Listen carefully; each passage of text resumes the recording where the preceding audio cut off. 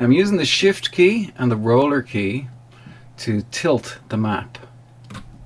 There's also options within Google Earth, which is OpenGL rather than DirectX. There are different settings. You can pause the screen and read these settings. 1, 2, 3, 4. 1, 2, 3, 4.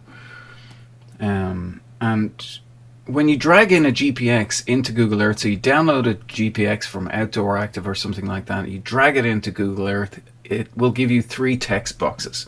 And with those 3 text boxes, you tick all 3 text boxes. You will then get a blue line. Now there's 2 blue lines here because I have 2 different recordings of the Mam Turks in this map. Now when I did this, used this map before, I did flyovers. You could fly over it with a flight simulator. You can do all sorts of different things. You can just use the mouse, so I can hold the control key. I can make the angle change,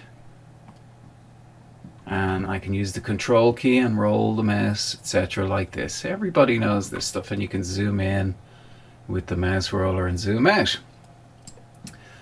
The thing that people were asking me about was this. It's kind of like a point of interest orbit, and I first did this a couple of years ago, but anyway, well, let's just show you. So watching this hand, we're going to right click.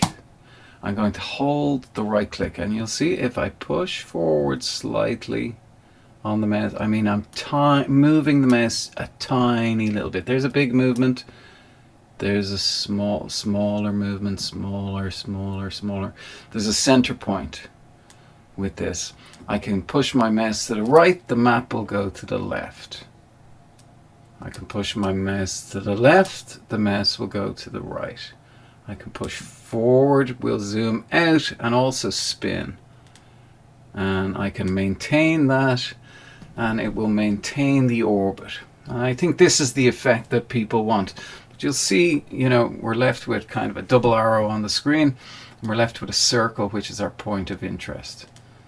So now the key to this is slow.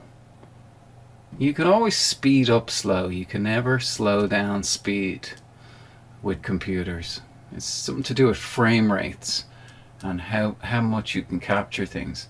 So I can already see there that there's a problem with the frames. It's a little bit jerky, and I need to just go a little bit slower. So I'm going to move my mouse in towards the center, in towards this circle. And now if I pull the mouse back towards me, it's going to zoom in, it's going to close the angle, and if I push the mouse forward, it's going to increase the angle and still keep on rotating. Now, how do I stop it? So there, it's stopped. Okay, so pull back to zoom in. So I'm pulling back on the mouse, push forward to zoom out, and left to go right, and right to go left. Really, really sickeningly easy.